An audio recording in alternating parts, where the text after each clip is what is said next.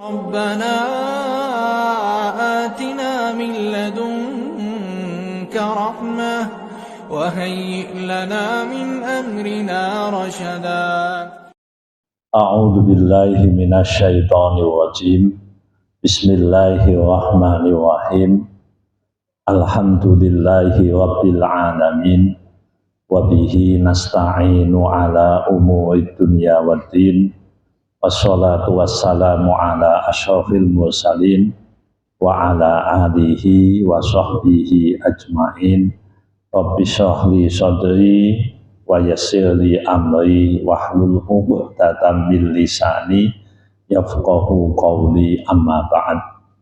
Hadirin hadirat rahimakumullah, monggo pada kesempatan yang baik ini kita senantiasa memanjatkan puji syukur kehadirat Allah Subhanahu wa Ta'ala atas limpahan nikmatnya kita dipertemukan di majelis yang insya Allah barokah ini dalam keadaan sehat walafiat. Salawat serta salam kita haturkan pada junjungan kita Nabi Agung Muhammad Sallallahu Alaihi Wasallam. Semoga kita semua kelak di yaumil qiyamah berhak mendapatkan syafaatnya. Amin ya rabbal alamin. Bapak Ibu hadirin hadirat rahimakumullah, tema kita adalah tentang menghardik anak yatim. Jadi Bapak Ibu, di Al-Quran pembahasan anak yatim paling tidak itu disebut secara spesifik berkaitan dengan tema kita itu ada 2 ayat. Kalau yang lain banyak tapi kita menyempitkan ke area ini, yaitu 2 ayat. Yang pertama ada di surat Al-Ma'un, yang kedua ada di surat Ad-Duha. Kalau yang di Al-Ma'un Allah sampaikan, al-aital ladzi yukadzibu biddin fadzalikal ladzi yad'ul yatim. Tahukah kamu orang yang mendustakan agama, maka itulah orang yang menghardik anak yatim. Jadi di surat Al-Ma'un ini Allah memberi pertanyaan kepada kita semua tentang siapa yang disebut dengan mendustakan agama. Jadi ini bukan berarti kafir, bukan. Mendustakan agama yang dimaksud di sini adalah mendustakan aturan-aturan Gusti Allah.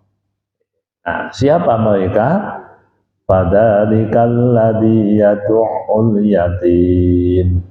Sebagian ulama menghentikan bahwa menghadir anak yatim yang dimaksud di sini itu menghadir Nabi. Gitu. Karena Nabi kan anak yatim dulunya. Kan anak yatim kan ada masa pensiunnya. Yatim itu ada pensiunnya. Mboten kok yatim terus mboten. Nah, makanya riwayat tentang ini kurang disependapati oleh banyak ulama. Nah, ini sebagian ulama menghentikan bahwa ayat ini berbicara tentang salah satu orang Mekah yang tradisi waktu itu kan sangat menghormati harta dan sangat menghargai tentang siapa bapaknya. Dan anak yatim kan nggak ada bapaknya, maka ketika dia melu kumpul-kumpul, orang ini kemudian mengusir, menghardik, mencela, berlaku sewenang-wenang karena memang anak yatim tidak punya pelindung, anak yatim tidak punya pembela. Nah, itulah yang kemudian disebut dengan alladzi yad'ul yatim. Itu kronologi zaman dulunya. Nah, kalau sekarang Bapak Ibu, para ulama ini menjelaskan bahwa menghardik anak yatim yang dimaksud di sini berlaku sewenang-wenang itu hukumnya haram. Jadi nggak boleh. Jadi menghardik dengan berlaku sewenang-wenang itu tidak diperkenankan.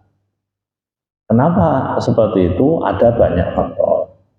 Yang pertama, yang jelas ini tidak sesuai dengan prinsip syariat Islam. Yang Islam itu syariatnya, prinsipnya kasih sayang sesama manusia. Jadi ada satu hadis Rasulullah itu pernah mengatakan, irhamu man fil ard yarhamkum man fis sama. Kasihilah yang ada di bumi, maka yang ada di langit akan mengasihi kalian. Nah, ini kan tidak sesuai dengan konsep kasih sayang. Apalagi kalau kita lihat Asmaul Husna, Allah itu punya nama Ar-Rahman dan Ar-Rahim, yang maha pengasih dan yang maha penyayang. Sehingga dari sini menghardik anak yatim itu termasuk perilaku dosa karena tidak sesuai dengan prinsipnya, prinsip kasih sayang yang diajarkan oleh Allah, prinsip kasih sayang yang diajarkan oleh Rasulullah. Jadi ini menjadi problem. Terus yang kedua, Bapak Ibu, bahwa anak yatim ini kan mestinya dia itu dihormati. Jadi tidak boleh kalau di surat Ad-Duha, fala taqhar, jangan kamu membentaknya. Jadi anak yatim digetak niku wae. Anak yatim itu diseneni wae. Nah ini dilema kita. Saya kira ana bocah yatim nakal, kandhanane angel, entuk ora diseneni. Nek ora diseneni, membiarkan anak yatim dalam keadaan tanpa terdidik. Tapi nek diseneni, engko lek aku patut napa membentak anak yatim, menghardik anak yatim. Maka di sini juga harus diproporsikan. Yang dimaksud menghardik, membentak, yang tidak boleh itu kan tanpa alasan. Hanya karena dia tidak punya pelindung, hanya karena dia tidak punya bapak, terus kita emosi, ngamuk, nesu, punya legitimasi untuk ngamui wong ora bapake ala sapa. Begitu. Kadang kan kita melihat anak kecil meh diseneni kan ora wani mergo ana bapake. Nggih, bapake galak sisan. Orang bapaknya punya kedudukan, kan yo mikir-mikir. Nah, jangan-jangan kita nyeneni anak yatim karena faktor itu. Jadi nyeneni, betak dan sebagainya karena faktor itu.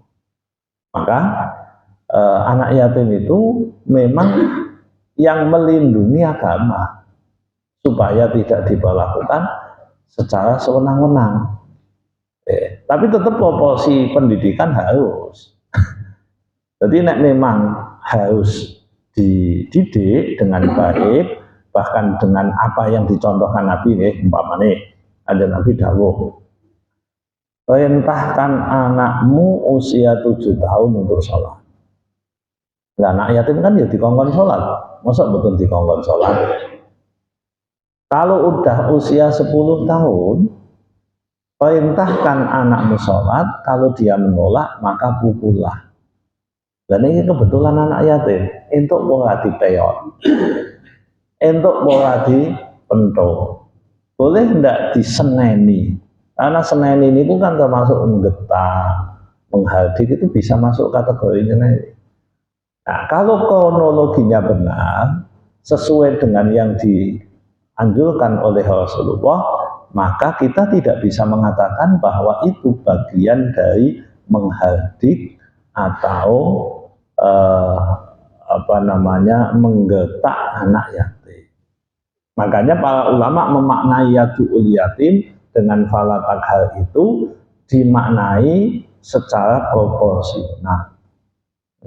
Tidak kemudian dimaknai secara langsung. Oh, berarti ini model. Tidak seperti itu yang dipahami.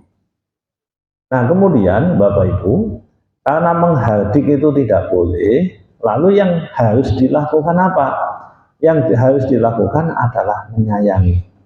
Sehingga ada satu hadis, Rasulullah mengatakan, dan ini yang tadi disampaikan di kegiatan yang akan datang, Rasulullah pernah menjelaskan, ana wa kafilul yatim fil jannati hakada wa asya'u bis sababati wal wusta wa farraja bainahuma syai'a.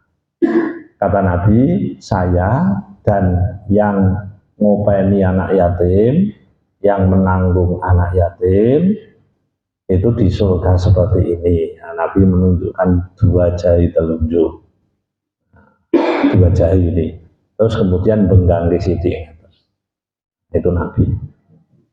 Saya dan yang ngopeni anak yatim di surga seperti ini. Artinya Nabi mengingatkan kepada kita semua bahwa ngopeni anak yatim itu termasuk cara mendekatkan diri kita kepada Nabi di surga. Nek pengin cepat karo Kanjeng Nabi ning swarga, maka silahkan ngopeni anak yatim. Ngopeni anak yatim. Lah sing jenenge ngopeni itu satu, bocah diumati, yang kedua bocah diragati. Jadi dua loh ngeumat kalih ngeragat. Jadi ngumati kalau ngeragati. Ngumati ini tentu dramane banyak toh jenenge bocah. Ya ono jengkel, ya ono nesune, ono macam-macam kan. Ngeragati. Nah, sebagian kita di zaman modern seperti ini ngumati kalau ngeragati ki ora patek kulino. Ora patek kulino sebab tradisi kita tidak mendukung. Nek mbiyen niku banyak zaman Nabi itu sampai dikatakan sebaik-baik rumah itu adalah ada anak yatimnya. Saapi-api omah kuwi ana anak yatim yang diperlakukan dengan baik. Nah, tapi masalahnya Bapak Ibu, jenengan ngerti kan anak yatim itu kan masih kecil. Sing jenenge anak yatim itu ditinggal mati bapake. Padahal ada aturan ngopeni anak yatim dipisahke karo ibuke kan ora oleh. Memisahkan anak kecil usia 3 tahun karo mbokne ki ora oleh, Pak. Lah masalahnya kita tradisinya tidak mendukung. Nek meh ngopeni anak yatim dipendeliki karo bojone. Apa Pak ngopeni anake wong barang iki jalan masuk surga. Tapi ora oleh. Anak yatim gawa mulih ora oleh, Pak. Kudune kan digawa mulih karo mboke. Lah iki iso dadi perang dunia ketiga. Nah, dadi perkara. Makanya saat ini ra usum. Kafil sing jenenge ngopeni anak yatim itu, ngopeni itu memang digawa, Pak. Ngumati, ngragati. Lah karena di Indonesia ra patek usum ngono kuwi, maka akhirnya ngene wae, mbok sampean kan ibuke dhewe, sampean sing ngumati, nanti saya yang ngragati. Jadi separuh kafil. Nah, separuh kafil, separuh ngopeni anak yatim. Jadi ngopeni duitnya. Tapi betul-betul diragati 0 sampai selesai yatim. Iku nek jenengan pengen masuk di situ. Itu ya dadi fitnah padha wae. Napa bolak-balik transfer karo mbokne kae. Lho ya transfer karo mbokne, ha iso payah meneh. Nah, dadi perkara meneh. Ya nek ngono, Bapak Ibu, nek modele ngono, bapake ngomong karo ibu-ibu, sampean wae sing transfer, sing komunikasi, aku sing duwiti. Ngono dadi modus juga kan. Nah, jadi ya begitulah Bapak Ibu. Ini lu kita bicara realita kok. Ana wa kafilul yatim fil jannati hakada. Saya dengan yang memelihara anak yatim di surga seperti ini. Jadi untuk jadi ideal hari ini susah. Sing iso ngono mung cah nom megah temen ngopeni anak yatim kan? Nggih. Sing gelem ngopeni anak yatim biasanya wong rada tuwa. Nah, kuwi masalahnya. Nah, problemnya di situ. Jadi itu ngopeni anak yatim. Nah, karena kita nomor satu, yang tertinggi levelnya gawa ning omah, dopeni, diragati, diumati. Itu yang dimaksud Nabi itu. Nah, kalau tidak ada akal utan pun jadi. Tidak ada utan, akal pun jadi. Wis pokoknya ngono lah. Nah, karena tidak bisa, maka kita bisa melakukan salah satunya. Ternyata yang kedua saja nggak bisa. Ngeragati total kula jenengan boten kuat. Akhirnya jadi donatur. Tetap ya wis lah, sesasi 50.000, sesasi 100.000 jadi donatur kanggo anak yatim. Itu mungkin 10 ya dari kebutuhannya kita nggak tahu. 10 apa 20 nggak tahu. Lah ngono kuwi saya ono sing urung mampu. Mulane dilakoni setahun pisan kaya wong sing diceritake wae. Nah, niku kan betek-beteke ora iso ngopeni anak. Ya. Dan kita kan ngono ta. Jadi ini masuk ke level yang paling bontot kan ngono. Lah nek kula jenengan wong setahun pisan ora iso ya wis ora iso piye meneh. Nah, jadi yang dilakukan, rencana yang dilakukan itu adalah level yang paling rendah. Level yang paling rendah dalam konteks kafilul yatim.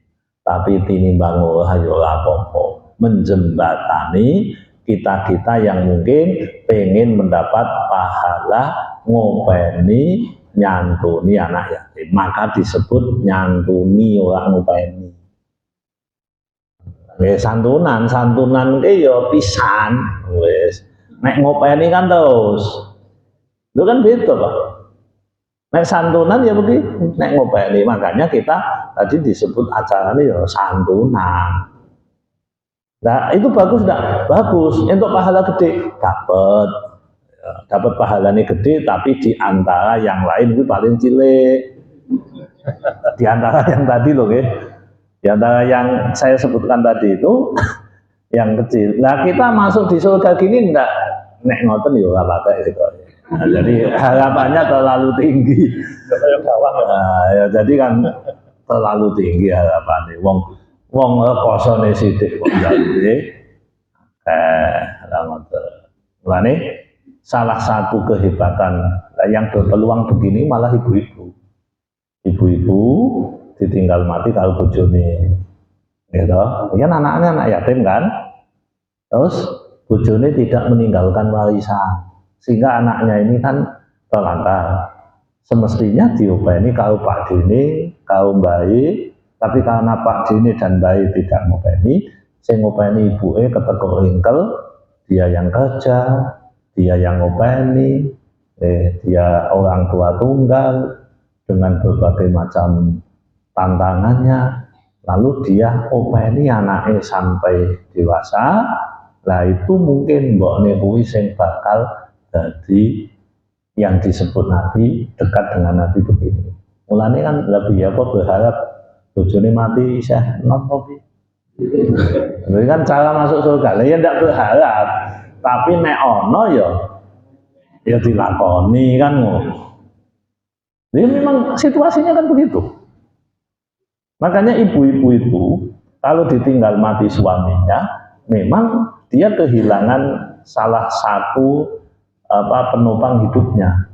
Tapi justru dengan itu dia berpeluang untuk mengopeni anak yatim. Lah nek dhek di bojone piye? Nek dhek di bojone anaknya tetap yatim. Kalau dia tetap ngomati, dia tetap ngopeni, maka dia termasuk orang yang itu. Lah kalau suaminya ini kemudian ngopeni, nah suaminya itu katut dadi wong lo sing masuk dadi peluang masuk surga dekat dengan Nabi. Kan memperbanyak peluang masuk surga kan apa itu, Pak? Memperbanyak peluang masuk surga dekat dengan Nabi. Itu anak yatim. Jadi betapa luar biasanya ngopeni anak yatim. Kita ini yang karena keterbatasan waktu, maka kemudian dibagi. Ya wis, aku tak sing ngopeni, sampean sing ngragati. Kalau ndak ya aku ngopeni sampean wong limo enggak gadi. Nah, itu berarti kolaborasi kan? Kolaborasi, sebagian jadi donatur, sebagian jadi sing ngopeni. Itu. Terus kemudian Bapak Ibu, anak yatim tadi saya sampaikan itu ada batasannya. Ada masa pensiun jadi anak yatim. Macam muni yatim terus. Masa pensiun anak yatim itu ketika sudah balik. Ketika sudah balik. Nah, hari ini Bapak Ibu, anak perempuan usia 12 tahun banyak yang sudah balik. Anak perempuan usia 11 tahun sudah banyak yang balik. Sehingga anak usia SMP untuk perempuan 90% sudah balik. Anak usia perempuan ya, anak perempuan usia SMP. Apa meneh kok SMA. Nah ini kan kita harus tahu juga Bapak Ibu. Oh, dewe meh nyantuni anak yatim, nek memang standar anak yatim, berarti yang diberikan ya anak yatim. Kalau umpamanya kita menyelenggarakan acara ini ku ngeten, santunan anak yatim. Lalu kita dapat duit untuk disalurkan kepada anak yatim, yaitu harus benar. Maksudnya harus benar, berarti duitnya memang sampai ke anak yatim. Jangan sampai bukan anak yatim didaftar nomor mesake. Anda boleh. Lagi anak kapiran Pak, loh ini kan statusnya mboten yatim. Utawa dongeng ini mboten yatim Pak, tapi bapak ini minggat wis 4 tahun. Mati ora, ya ora. Ini pegatan Pak, pegatan ya yatim. Anak yatim hanya yang ditinggal mati bapaknya. Nah ini yang mati ibuke, ya yatim. Bapaknya sakit, ya yatim. Kudune mati sik bapaknya, kayak iso duneni yatim. Batasannya juga ada. Ini yatim. Kemarin juga kita dapat santunan. Lah kok saiki mandek apa sentimen panitiane? Mboten, sampean pensiun. Nggih, lha saya butuh, Pak. Loh, masalah saya butuh hal lain. Kita kan mau meluruskan situasinya. Kalau memang santunan anak yatim, ngopeni anak yatim, dana untuk anak yatim, yo kayak anak yatim. Ojo nanti dana kanggo anak yatim, ora kanggo anak. Nah, ini harus hati-hati juga Bapak Ibu, karena di beberapa tempat itu hal seperti ini sering menjadi problem. Makanya kan kalau lebih aman ya anak yatim dan duafa. Jadi nek ono kalimat duafae berarti sing non yatim kan masuk. Nah, tapi yo gak sida ngopo. Lah pahalane piye Pak? Yo beda strata kan begitu. Ngopeni anak yatim kalau ngopeni anak miskin itu pahalane beda. Nah, pahalane beda. Lah jenengan meh pundi? Nek meh ngopeni anak yatim, yang golek anak yatim tenan. Ojo salah sasaran. Tapi nek angel golek sasarane yatime 3, non yatime 14, ya apa-apa. Tapi anak yatim kan bapak. Jadi cetok. Kabeh niku transparan sesuai dengan akad yang sudah disepakati. Karena di suatu tempat Bapak Ibu, kula niku Pak niki entuk dana anak yatim 150 juta. Mosok golek anak yatim entuk 4 tok piye, Pak? Jadi kakean iki ya lho. Ya golek liyane mumet, Pak. Sesuai kriteriane. Ya wis kok kayak wong 4 ya 40 jutaan. Wah, akeh temen, Pak. Ya ora apa-apa. Kok kepenak men kene sing ngekoso kono sing entuk duit. Ya iya, memang jenenge ngamal jenengan sing ngekoso dhek sing kepenak. Iki jenenge ngamal. Wah, sesuk neh rasa nganggo kalimat anak yatim mumet aku. Oh ya wis, besok jenengan mboten usah nganggo kata-kata anak yatim, tapi anak yatim dan duafa itu lebih aman. Enggak boleh loh Bapak Ibu. Nek memang AKT untuk anak yatim, enggak boleh untuk yang lain. Jadi anak yatim wis pure dana sekian untuk anak yatim kasih anak yatim. Kalau memang statusnya kanggo anak yatim. Ngoten Bapak Ibu ingkang saged kula aturaken Mugi-mugi manfaat. Kirang langkung nyuwun pangapunten. Monggo kalau ada pertanyaan dipersilahkan. Tapi Pak, yang mau pengen dulu, sibuk karena malam ini kok kalau begitu. Gue nonton tanya sama bro, kalau misalnya itu tidak bisa. Saya Pak, ini bisa ada tidak bahasa dan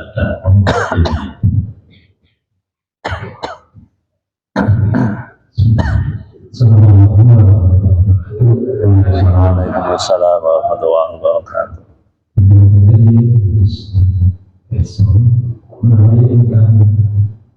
menginformasikan atau salah satu yayasan yang masuk anak yatim dari Pak. Terus kita ikut mendukung yang tersebut. Tapi kita nggak tahu persis apa yayasan itu betul-betul jumlah yang dari dua atau atas informasi bahwa kita anak yayasan ini.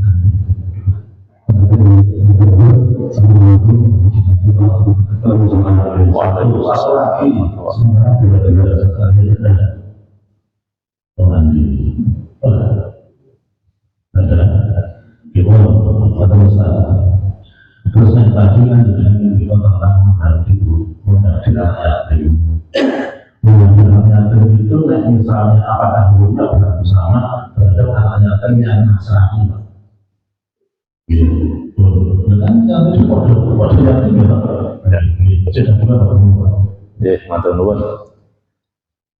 Yang pertama berkaitan dengan dukung-mendukung. Nah, jadi ngeten di surat Al-Maidah Allah niku dawuh wa ta'awanu 'alal birri wat taqwa wa la ta'awanu 'alal ismi wal udwan. Dan tolong menolonglah kalian dalam urusan kebaikan dan takwa. Dan jangan tolong menolong urusan permusuhan dan dosa. Nah ini kata kuncinya jelas. Jenengan mendukung, menolong. Kalau konteksnya adalah birri wat taqwa, kebajikan dan takwa, maka itu sunnah. Hukumnya baik, hukumnya bagus dilakukan. Sunnah bagus dilakukan. Tapi kalau itu urusan permusuhan dan dosa, maka hukumnya dosa. Nah, berkaitan dengan lembaga anak yatim, kalau itu hari ini, maksudnya hari ini itu tahun 2026, di mana kita hidup di dunia yang banyak abu-abunya, maka itu perlu verifikasi dan validasi. Jadi perlu verifikasi dan validasi. Benar enggak apa yang diedarkan dan disampaikan tadi? Jika memang benar, jenengan masuk dalam wa ta'awanu 'alal birri wat taqwa. Yang dimaksud benar itu apa? Benar tata kelolanya, benar akadnya, dan benar hal-hal yang ada di situ. Kenapa saya kok ngomong begitu? Jadi begini Bapak Ibu, sudah ada beberapa kasus, sudah ada beberapa informasi yang menunjukkan bahwa sebagian, ya tidak semua, sebagian orang itu membuat lembaga demi untuk mendapat keuntungan pribadi.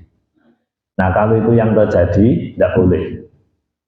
Karena memanfaatkan sesuatu untuk hal-hal yang tidak benar, itu nggak boleh Bapak Ibu. Bahkan suatu saat ada seseorang itu yang nanya begini, ini pertanyaannya belum ada 2 tahun ini kayaknya. Jadi dia itu santai, pulang nggak punya pekerjaan, burung digawian Pak, karena nggak digawian ning omah nganggur masang plang ngopeni anak yatim. Ya datang beberapa anak yatim, termasuk anak duafa dan seterusnya. Nah singkat cerita, sudah mulai banyak, ada berapa? 17 atau 20, belasan orang. Jangan membayangkan dia tidak punya kemampuan finansial yang cukup ngopeni bocah sakmono. Karena akhirnya dia ketekuk ingkel, kerjaannya akhirnya mencari donatur. Jadi kerjaannya mencari donatur kemana-mana. Nah singkat cerita, alhamdulillah berkat kegigihan dia bisa mendapatkan donasi yang cukup untuk 15 kepala buah. Nah, lah anaknya sendiri itu sedang sekolah. Kalau ada kebutuhan apa-apa diambilkan dari situ. Niki sing ditakokke kula lho niki. Niki maksudnya realitanya begitu. Pertanyaannya dosa enggak dia? Saya jawab dosa. Tetapi kula kan koso nih jenengan bukan legitimasi untuk makan harta anak yatim. Nek jenengan memang kerja, silahkan kerja diukur AKT piye, anune cetha, ndak begitu. Jadi kalau ada kebutuhan anaknya, akhirnya anaknya ini sekolah ini yang biayai anak yatim. Tanda petik loh ya. Nah, padahal anaknya mboten yatim. Dan saya sampaikan begini, itu benar terjadi betul. Apa nasihat panjenengan? Anak yatimnya kayak di panti asuhan kabeh jenengan kerja wae. Loh kok malah ngono, kok menghalangi orang berbuat baik? Bukan berbuat baik, panjenengan ditipu setan. Jadi ditipu setan, seakan-akan jenengan berbuat baik, padahal jenengan mengambil harta anak yatim dengan dolim. Padahal jenengan mengerti, karena dia santai. Ning surat An-Nisa Gusti Allah dawuh, innal ladzina ya'kuluna amwalal yatama dzulman innama ya'kuluna fi butunihim nar. Sesungguhnya orang yang makan harta anak yatim dengan dolim, maka dia makan api neraka di dalam perutnya. Kan nggak boleh. Nek meh ngono cetha sisan. Ngomong kalau donatur, Pak, niki donasi tidak semua untuk anak yatim, sebagian untuk saya. Kira-kira donatur itu gelem ora? Amoh, sampean muga aku enggak kanggo anak yatim. Ya mboten anak yatime 70%, kula 30%. Nek bloko ngono malah oleh, Pak. Berarti dia kan ngomong apa adanya. Tapi apa ono sing ngomong ngono? Tetep wani. Nah, tapi orang ngomong ngumpet, kan tidak boleh. Itu kenyataan yang pernah terjadi. Nah kalau itu yang terjadi, tadi ditanya bagaimana jika lembaganya begitu? Tidak boleh. Saya juga pernah menegur seseorang, teman ini. Saya nanya, Mas sampean nggo data kaya ngene iki kan ora anak yatim. Kondone kon ngebokke ya ora ngono. Wah kondone bose kon ngebokke. Wah iki gak setuju. Saya sampaikan begitu.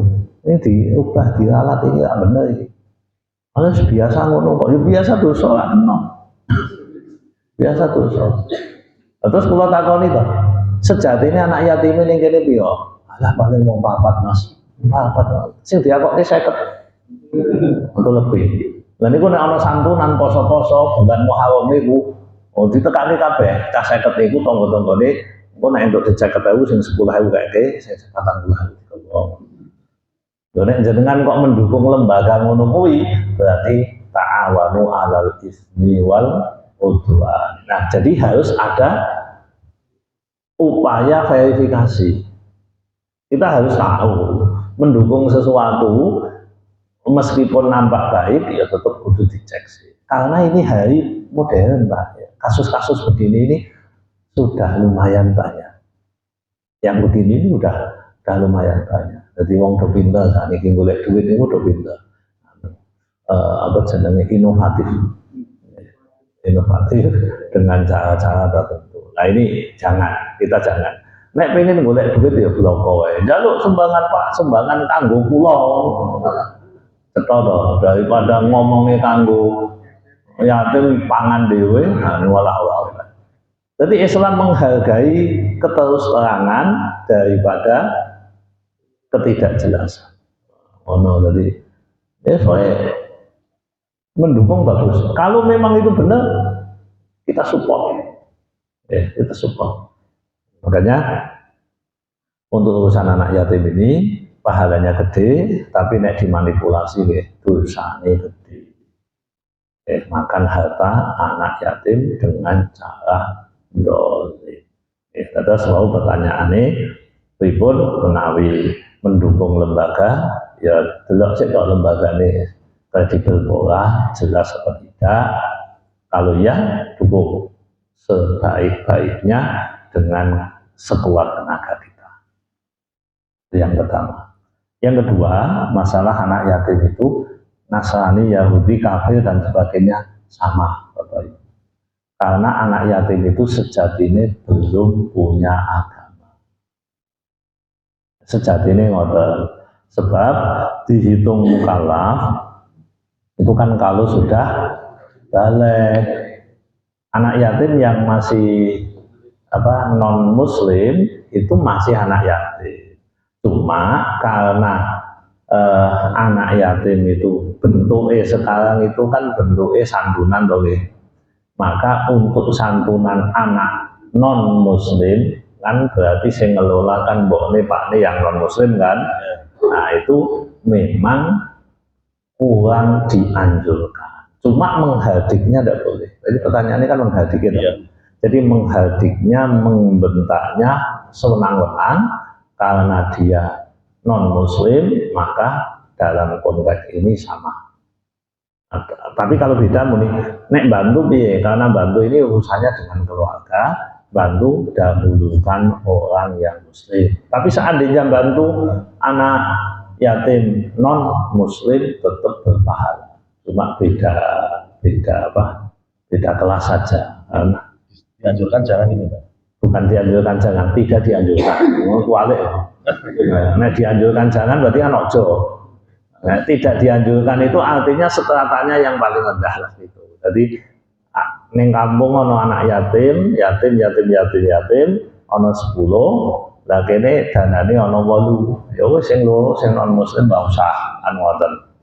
Tapi nek ono kabeh ya engko karena perlakuannya dibedakan, berarti untuk 10.000 untuk 3.000 pomone.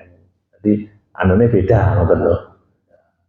Jadi bukan dilarang atau tidak dianjurkan, bukan itu, tapi sebatannya lebih rendah. Ngoten dulu.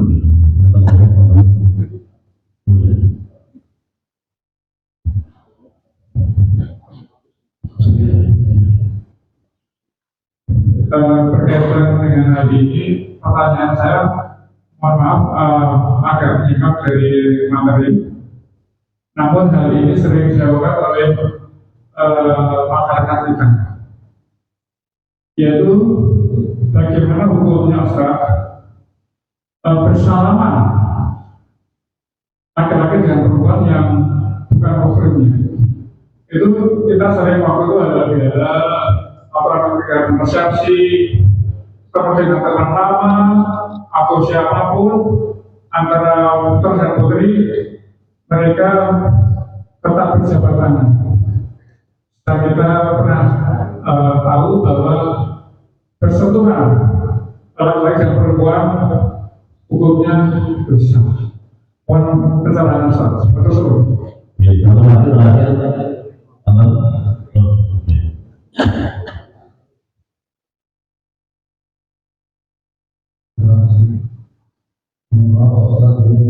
masalah dalam surat Al-Ma'un itu tidak ada yang menyebut yatim atau piatu, hanya yatim yatim piatu atau piatu. Memang menegaskan Pak Ustaz untuk menerapkan yatim piatu ini apa dia satu kriteria. Ya, matur nuwun. Dua pertanyaan. Yang pertama kaitannya dengan masalah salaman. Jadi Bapak Ibu, mayoritas ulama menyampaikan, khususnya dalam mazhab Syafi'i, bahwa salaman laki perempuan bukan mahram itu hukumnya haram. Ya, artinya kalau menurut jumhur mayoritas ulama, ketika ada laki-laki perempuan salaman, itu statusnya tetap haram. Ya, tetap haram.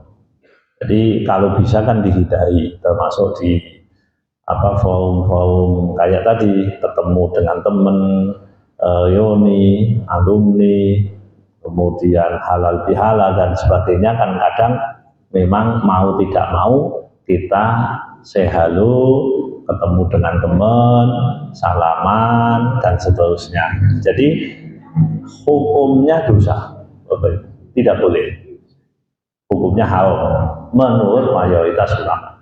Sebagian kecil ulama mengatakan boleh selagi tidak ada niatan jelek. Tapi ini mayoritas mboten oleh. Nah, kita itu kan sebaiknya mengikuti pendapat mayoritas. Pak, kula niku asline ya wis ngati-ati, tapi wonge wis ngulung kowe enggak penak kok, Pak. Salaman. Ya gak salaman, sing penting ngerti nek kuwi dosa terus istighfar. Tapi aja ngremehno. Nek ngremehke ndak boleh lho nggih. Jadi kita bukan meremehkan, tapi kita mencoba untuk beristighfar sesudah melakukan tindakan yang enggak pas. Dan Bapak Ibu, kita ndak usah suudon sama laki-laki yang bersalaman dengan perempuan, karena kita semua meskipun meyakini itu dosa, niku dosane cilik, tapi aja bandel-bandel lho niki, jangan remehno ya, bukan ke wudu insya Allah hilang. Tapi aja, wah neng ngono aku salaman bolak-balik, tak wudu bolak-balik ngono. Iku jenenge sengaja. Ini hanya alternatif kalau kita kepepet mawon lho nggih. Mun sewu niki aja dipotong lho nggih, mau ngantuk pas niku, niku dosa cilik ke wudu hilang, ngono kan kacau. Padahal betul, ini situasi nih, kita itu sudah menjaga ini. Oke, jadi wis pokoknya aku harus salaman karo wong. Tapi nek wis diulungi tangan, kula jenengan mungkin kan nggak penak toh nggih. Nah, nggak penak iku kewo piye lah harus macam-macam ya akhirnya salaman tapi istighfar. Mohon ngoten tapi aja ping 100. Baru terus dadi kulinan. Ini kita masalahnya di sini Bapak Ibu. Otak kita itu menolak keadaan begitu atau menerima. Jadi kita harus menolak meskipun kita mungkin bisa saja karena situasi tertentu. Lalu nenek kondangan dan sebagainya kan kadang nggih ngoten Pak. Nah, jadi kita makhluk sosial kita nyadar. Makanya jangan suudzon kalau ada orang yang begitu, toh itu dosanya tidak besar-besar amat. Termasuk lamam niku, dosa cilik niku. Kalau jenengan ngomong ngeten iki dene wedi Pak sama nek disalahpahami. Tapi kan kita harus bicara ilmu itu kan apa adanya. Enggak boleh diumpet-umpet gitu. Enggak boleh Bapak Ibu. Zaman Nabi dulu enten kasus Pak. Goro-goro lanang wedok ngeten iki. Aku malah nemen, tapi niki rasa terangke medeni yo. Terangke Pak. Terangke mawon. Tapi jangan salah paham tuh ya. Lek ngomongke kudune nganggo hati sing resik iki masalah. Jadi ceritanya zaman Nabi dulu itu ada seorang laki-laki penjual makanan, kurma, anggur, macam-macam. Lah wong wedok teko. Wong wedok iki ayu. Kan ngerti ngono terus, "Mbak, pembahasan apa?" Nah, saya mau beli kurma. Oh, yang bagus-bagus di dalam. Ini jero kunci, ditemek-temek Pak, diambungi barang. Akhirnya, ya Allah, sampean karepe piye? Ngoten lah, ngamuk-ngamuk sing wedok. Akhirnya dari sadar astagfirullah, maaf ya Mbak. Sudah, lalu dia minta maaf, sudah. Dia menyesal, datang kepada Nabi. Ya Rasul, kula niku wingi khilaf, ngeten. Walah kancane, tak kira saleh itu ya macam-macam. Pokoknya macam-macam ngomongane lah. Padahal ngaku di hadapan Nabi itu. Singkat cerita, Kanjeng Nabi terus mengingatkan. Yo ngono. Ya wes sampean tobat mampus ya Allah sudah. Sampean aja sok suci yo. Ngono Kanjeng Nabi ngendikane kok. Jadi kalimat di Quran fala tuzakku anfusakum aja ngrasa sok suci itu kan kaitannya itu. Jadi Quran itu mengatakan alladzina yajtanibuna kaba'irul itsmi wal fawahisha illal lam. Inna rabbaka wasi'ul maghfirah wa a'lamu bikum al-ayah. Nah, jadi Gusti Allah niku dawuh, wong mukmin, orang takwa itu standarnya adalah meninggalkan dosa-dosa besar. Nek dosa cilik ya cok. Ngelakoni itu tidak menghilangkan ketakwaannya, tidak menghilangkan status solehnya. Nah yang disebut dosa kecil alamam di situ itu ya tadi itu demek-demek itu. Tapi hati-hati loh ini. Jangan ojo ngantuk tenan ini. Salah paham bahaya masalahnya. Tapi ini ilmu Bapak Ibu ada di tafsirnya di surat An-Najm ini. Kalau awak ini ngomong ngono kan dasar dosa. Nah, akhirnya Nabi mengingatkan wong-wong sing do ngrasani niku. Sampai aja ngrasa suci. Fala tuzakku anfusakum, jangan engkau merasa dirimu suci. Huwa a'lamu bimanittaqo, Allah yang lebih tahu siapa yang lebih takwa. Sing demek-demek mau apa sampean sing lebih takwa? Allah yang lebih tahu. Itu. Nah, jadi pertanyaan tadi bagaimana kalau kita salaman? Yang jelas kita bicara hukumnya, fikihnya mayoritas mengatakan haram. Ojo dilakoni. Tapi nek situasi tertentu kita mau tidak mau kudu melakoni, maka beristighfarlah kepada Allah. Kalau kita melihat orang begitu, jangan suudzon dan jangan merasa kita sudah suci. Tencan. Pak Jonek kalih mertua Pak. Kalih mertua mah laman. Mertua asli itu? Asli ya, mertua tenan maksudnya. Nek calon mertua betul, nek mertua tenan berarti udah dinikah, itu termasuk mahram, tidak apa-apa. Yang tidak boleh itu IPA termasuk tidak boleh. Tapi kan kadang betul kepenak kalau IP-nya dewe kok ya salaman kok mabur mau, anu ya kepenak kan kadang. Nah, ini situasinya kan tadi yang saya sampaikan. Jadi kita tahu ilmunya, kita berusaha menghindarinya, tapi situasinya kadang tidak sesederhana itu. Terus kemudian masalah piatu. Piatu itu tidak ada istilah dalam syariat. Jadi itu piatu murni Indonesia. Indonesia asli. Ono yatim tambahi piatu. Piatu. Jadi kalau dalam Islam, yatim itu yang meninggal bapaknya. Lawang anak hasil zina tidak pernah jadi yatim Allah. Lawang bapaknya iki sing meteni mbokne mati. Tapi belum nikah. Terus anaknya dunia yatim mboten. Mboten ora ana bapake. Lha bapak biologis ora dihitung bapak. Jadi tidak dihitung. Sehingga anak yatim itu sangat-sangat terbatas.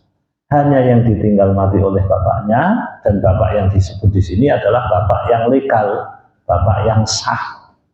Bapak yang sah dalam ikatan pernikahan yang sah.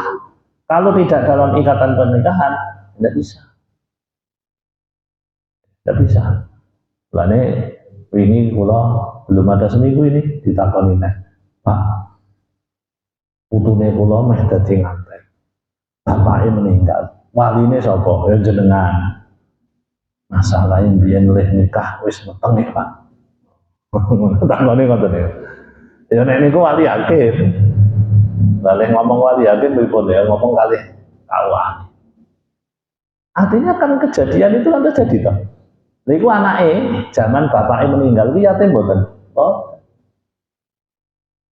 Anak pertama tapi anak kedua nih yatim. Jadi nek ana santunan, kakake kek ora kei, adine kei. Penak mulai iki sosiale. Ora penak to niki? Lah ya, sebabnya yang kakak pertama ini kan hasil perzinahan. Lawis hamil terus nikah. Nikah punya anaknya perempuan pertama. Anak keduanya juga perempuan. Anak ketiganya perempuan. Jadi telu itu kabeh. Nah, bapaknya meninggal, saya ngomong, meninggal udah lama loh. Kita menjelang COVID itu 2019, berarti udah 8 tahun yang lalu. Saya ingin lulus kuliah, nah, saya ingin sing gede lulus kuliah, berarti 8 tahun yang lalu kan saya yatim gitu nih. Ya, ya boleh hitung-hitungannya kalau betul nggak itu. Jadi meninggalnya kapan kan saya juga lupa.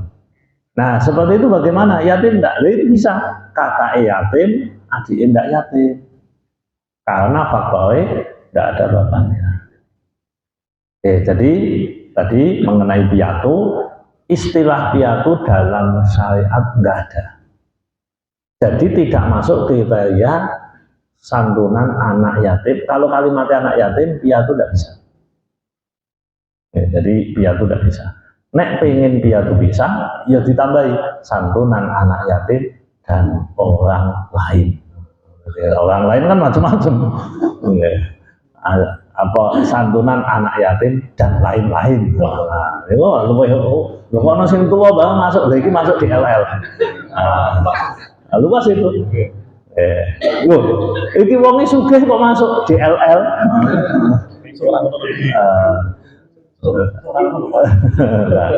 Nah, jadi artinya kita tahu batasannya. Oh, berarti aturan ini, kudu ini. Jadi piatu dalam fikih, dalam syariat tidak ada. Adanya hanya di Indonesia anak yatim piatu. Ya tapi tidak apa-apa. Selagi non fikih ya apa-apa. Tapi non fikih harus mengikuti aturan. Cukup deh.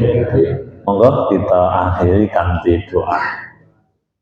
Bismillahirrahmanirrahim. Allahumma sholli ala sayyidina Muhammad wa ala ali sayyidina Muhammad. Alhamdulillahi rabbil alamin. Allahumma ighfir lana dzunubana wa liwalidina warhamhum kama rabbawna shighara. Allahumma a'inna ala dzikrika wa syukrika wa husni ibadatika. Rabbana atina min ladunka rahmah wa hayyi' lana min amrina rasyada. Rabbana atina fid dunya hasanah wa fil akhirati hasanah wa qina adzabannar. Wa sallallahu ala sayyidina Muhammad walhamdulillahi rabbil alamin. Matur nuwun tiyang langkung nyuwun pangapunten. Assalamualaikum warahmatullahi wabarakatuh.